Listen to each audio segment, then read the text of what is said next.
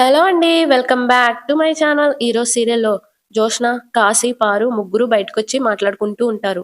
జోష్న, "మరీ అంత చిరాకు పడతావేంటి తమ్ముడు?" అనగానే కాశీ, "నాతో మాట్లాడొద్దని చెప్పు నానమ్మ.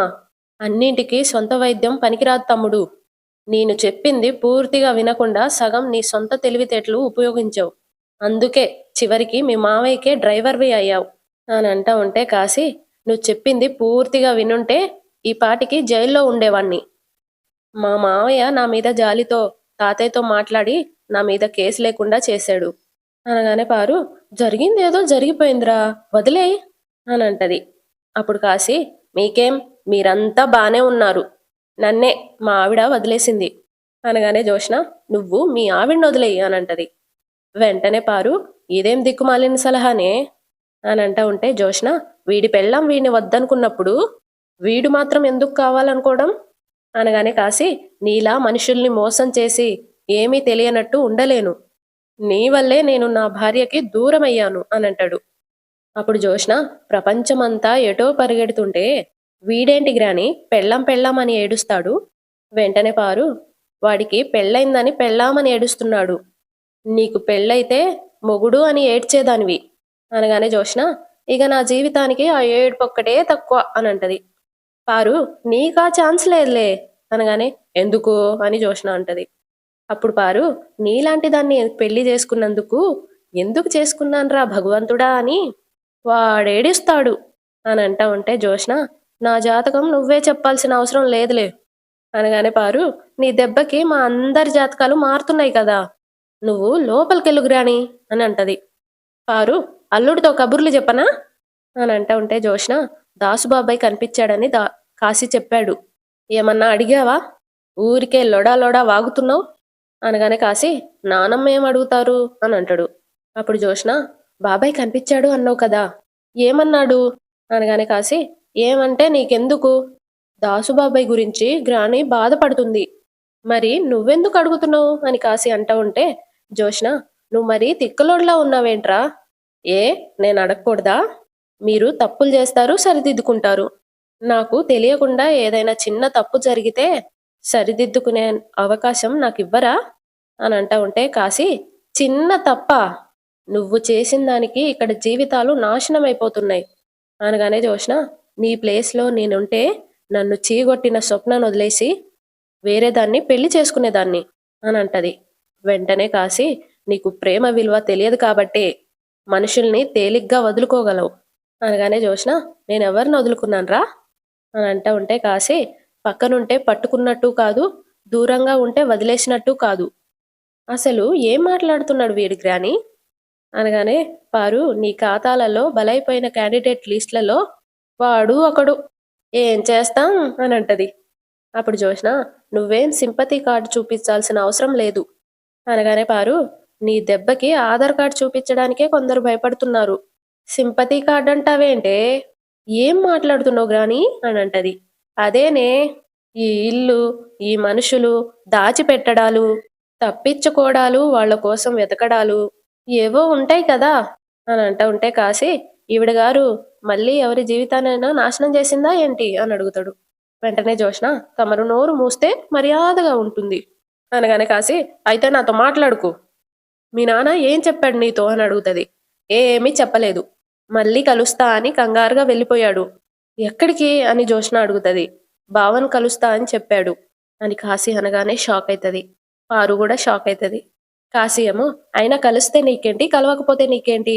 అయినా నీలాంటి దానికి అవసరానికి మించిన ఇన్ఫర్మేషన్ ఇవ్వడం కూడా అనవసరం" అని చెప్పి అక్కడి నుండి వెళ్ళిపోతాడు. పారు ఏమో జోష్నని చూస్తూ, "నువ్వెందుకే టెన్షన్ పడుతున్నావు" అనగానే జోష్న, "దాసు బావతో నా గురించి చెప్తే" అని అంటా ఉంటే పారు, "ఏం చెప్పినా నీకైతే నష్టం లేదు కదా, ఎందుకంటే సుమిత్ర కూతురివి గ్రాని" అని అంటది. "నీకు వరుసకి గ్రానీనవుతాననుకో" అని అంటా ఉంటే జోష్న, "అబ్బా, నన్ను నీ మనసుతో చూడు గ్రాని" అని అంటది. వెంటనే పారు, "కళ్ళతోనే చూడలేకపోతున్నాను, మనసుతో చూశానే అనుకో, ఫినిష్, మసైపోతాను" అని అంటా ఉంటే జోష్న తనలో తాను, "ఈ దాసు బావని కలిశాడు అంటే నా పరిస్థితి ఇదే గ్రాని. నీ కొడుకు ఈ ఇంటికి రాకుండా బావని కలవాలి అనుకున్నాడంటే ఏం చేయాలనుకుంటున్నాడు అని అనుకుంటూ పైకి ఏదో జరుగుతుంది గ్రాని, ఏదో గట్టిగానే ప్లాన్ చేస్తున్నారు అని అనుకుంటూ ఉంటది. పారు ఏమో జోష్నని చూస్తూ ఉండిపోతుంది. ఇటు కార్తీక్ ఇంకా దాసు దశరథని లోపలికి తీసుకొస్తారు గుళ్ళోపలికి. కార్తీక్ ఆగిపోతాడు.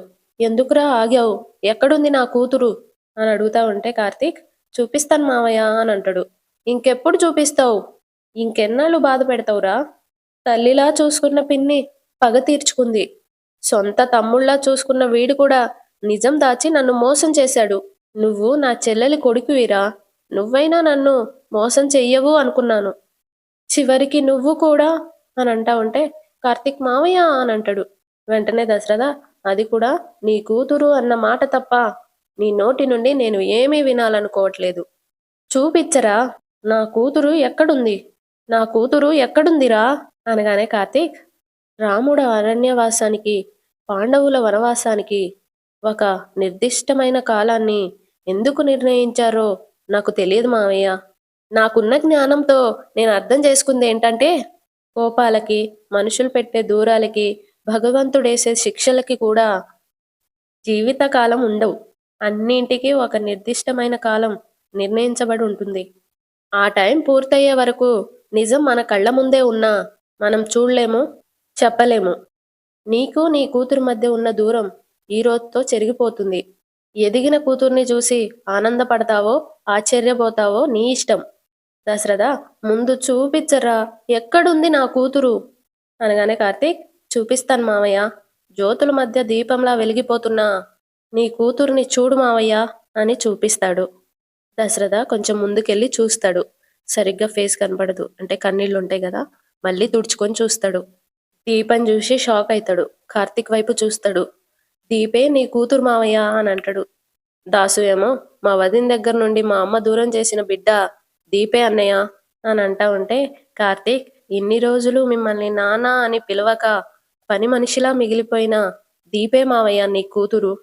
నువ్వే నాన్నవని దీపకి తెలుసు, నాతో పాటే దీపక్ కూడా తెలుసు. అందుకే దీప మిమ్మల్ని నాన్న అని పిలవడానికి అంత ఆరాటపడేది. దశరథ అప్పుడు జరిగినవి గుర్తుకు తెచ్చుకుంటాడు.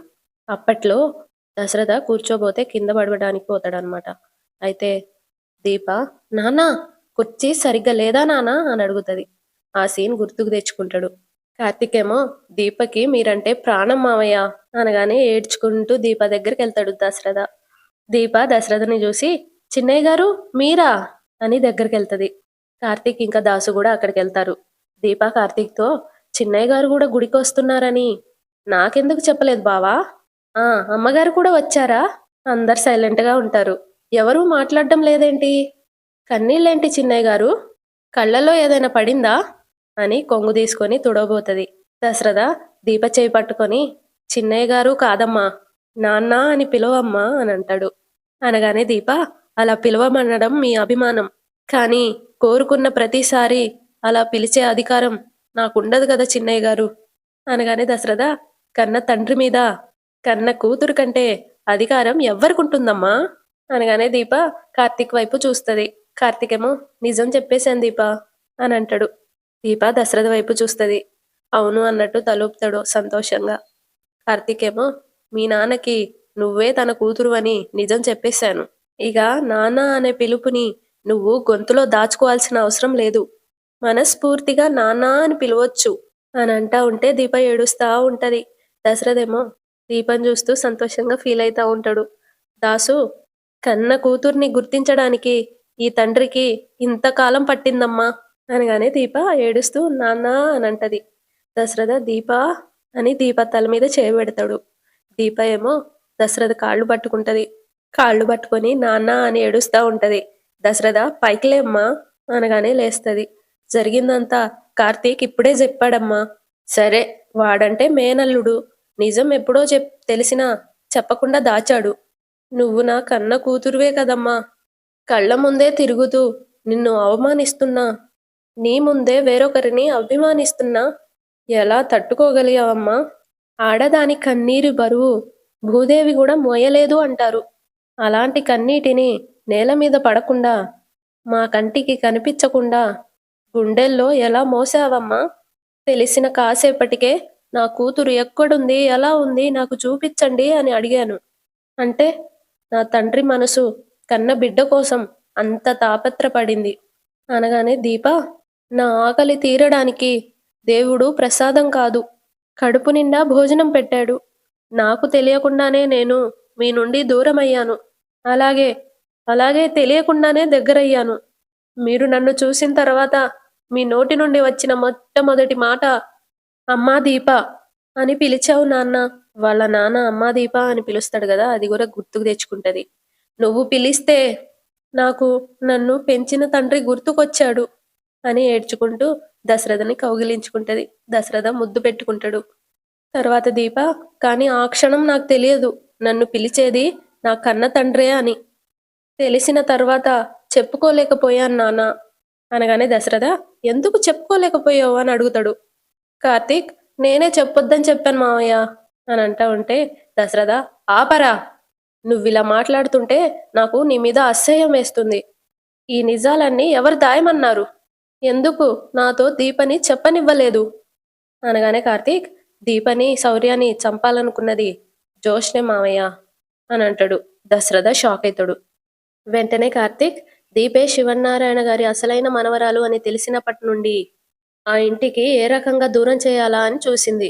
నువ్వే చెప్పావు కదా, జోష్నకి, దాసుకి, దీపకి, ఈ ముగ్గురికి ఏదో సంబంధం ఉంది అని. అది ఇదే. కానీ దీపే అసలైన వారసురాలని దాసు మావయ్యకి, నాకు, జోష్నకి తప్ప ఇంకెవ్వరికీ తెలియదు. ఫారూక్ తెలిస్తే ఎక్కడ నోరు జారి నిజాన్ని బయట పెడుతుందో అని జోష్న దాసుమావయ్యని చెప్పనివ్వలేదు. హాస్పిటల్లో పిల్లల్ని మార్చింది ఒకప్పుడు మన ఇంట్లో పనిచేసిన సైదులు. వాడితోనే నిజం అంతమైపోవాలని పారు వాణ్ణి చంపించింది.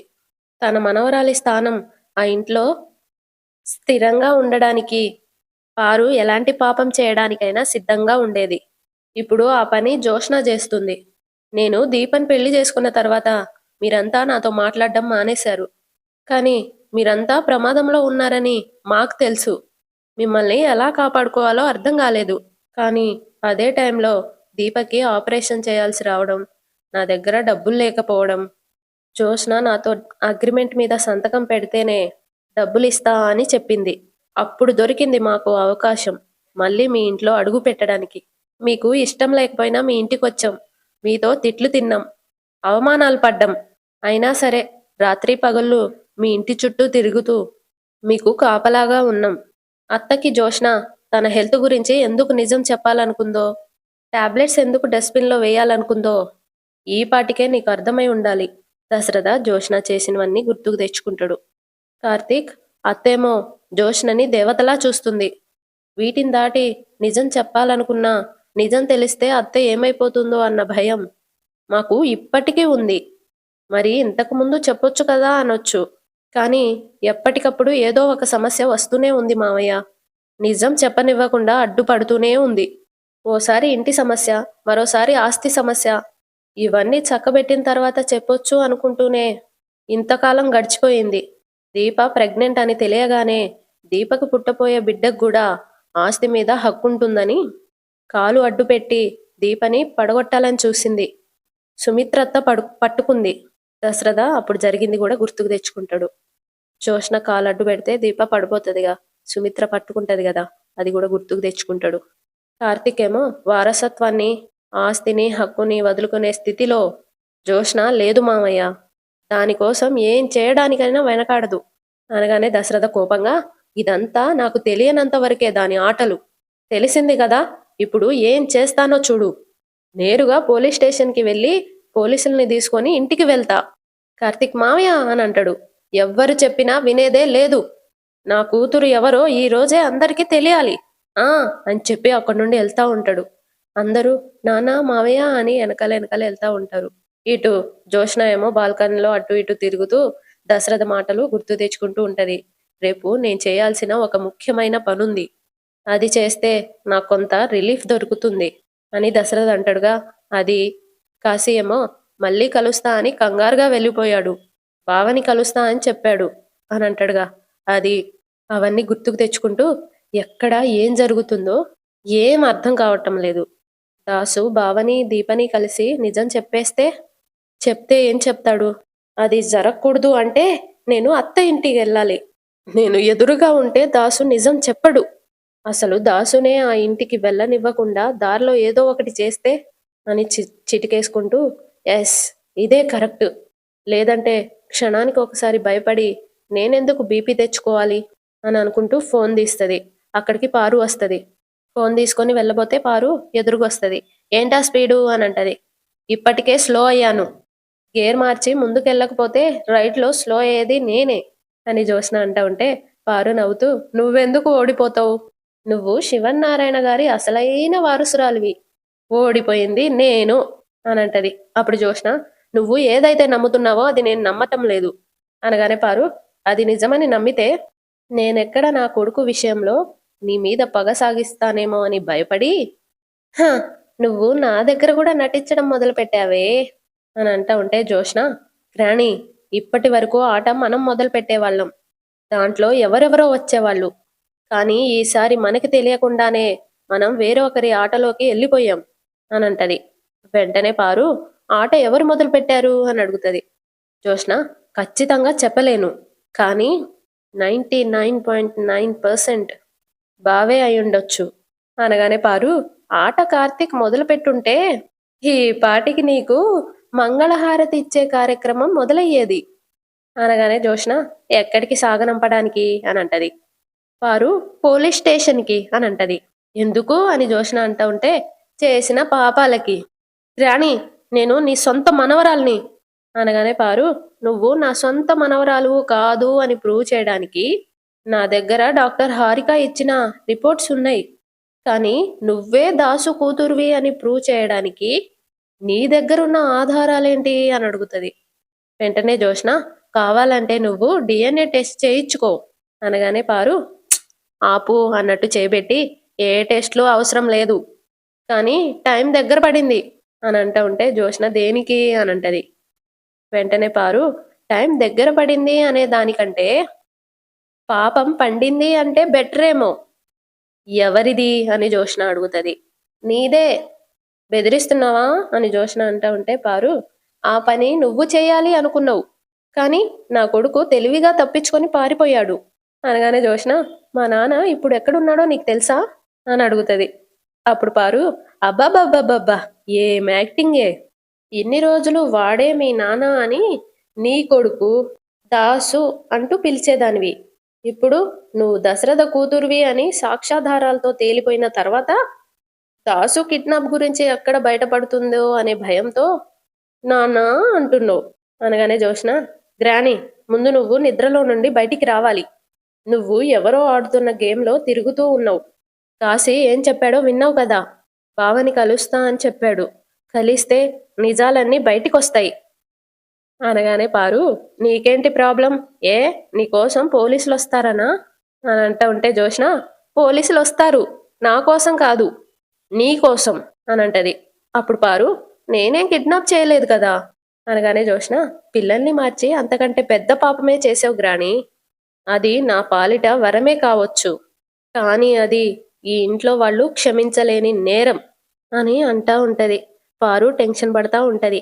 అంతటితో ఈరోజు ఎపిసోడ్ అయిపోతుంది. సబ్స్క్రైబ్ చేసుకోండి, లైక్ కూడా చేయండి. రేపటి ఎపిసోడ్లో ఏం జరుగుతుంది అనుకుంటున్నారు? దశరథ పోలీస్ స్టేషన్కి వెళ్ళడు. కార్తీక్ ఆపేస్తాడు. ఎందుకంటే నువ్వు వెళ్తే అత్తయ్య బ్రతకదు అని అంటాడు. కొద్ది రోజులు ఓపిక పట్టు మావయ్య అని అంటాడు అని నేను అనుకుంటున్నా. మీరేమనుకుంటున్నారు? ఏదైనా అనుకుంటే కమెంట్ చేయండి అబ్బా, లైక్ కూడా చేయండి.